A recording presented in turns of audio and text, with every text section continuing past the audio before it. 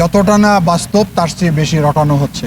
আসলে আমি গতকালকে আলোচনা করে দেখেছি যে আমার জেলায় যে সারের বরাদ্দ গত বছর দেয়া আছে তার চেয়ে অধিক বরাদ্দ দেয়া আছে এবছর। সুতরাং সারের কোনো সংকট নেই। সার যে সরকার সরবরাহ করে প্রচুর পরিমাণ আমরা ভর্তুকি দিয়ে থাকি, কিন্তু যেটা আলোচনায় আসছে কিছু কিছু জায়গায় যে সারের ঘাটতি রয়েছে, বাংলাদেশে কোনো সারের ঘাটতি নেই। আমরা চেষ্টা করতেছি যাতে ডিলারের সংখ্যা বাড়ানো যায়, প্রতি ইউনিয়নে আরেকজনকে বাড়ানো হবে, খুচরা বিক্রেতার সংখ্যা আমরা বাড়িয়ে দিচ্ছি এবং আমরা এ ব্যাপারে জিরো টলারেন্স।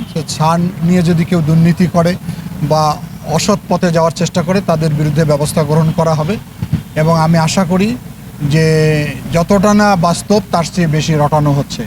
আসলে আমি গতকালকে আলোচনা করে দেখেছি যে আমার জেলায় যে সারের বরাদ্দ গত বছর দেয়া আছে তার চেয়ে অধিক বরাদ্দ দেয়া আছে এবছর। সুতরাং সারের কোনো সংকট নেই। আমরা এটা ক্লোজ মনিটরিং করতেছি এবং জেলা প্রশাসনকে আমরা নির্দেশ দিয়েছি এই ধরনের কোনো যদি কেউ দুর্নীতির আশ্রয় গ্রহণ করে, অসৎ উপায়ে আশ্রয় গ্রহণ করে, তাৎক্ষণিক তাদের বিরুদ্ধে ব্যবস্থা গ্রহণ। এরকম তথ্য যদি থাকে যে ডিলার সার অন্য জায়গায় মজুত করে রেখেছে, আপনারা তথ্য দেন, তাৎক্ষণিকভাবে মোবাইল কোড করে সারও উদ্ধার করা হবে, আইনগত ব্যবস্থাও গ্রহণ করা হবে।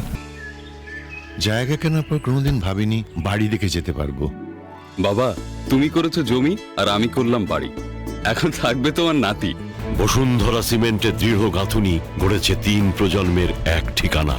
শক্তির মানদণ্ডে উত্তীর্ণ বসুন্ধরা সিমেন্ট। বসুন্ধরা সিমেন্ট, প্রজন্মের বন্ধন।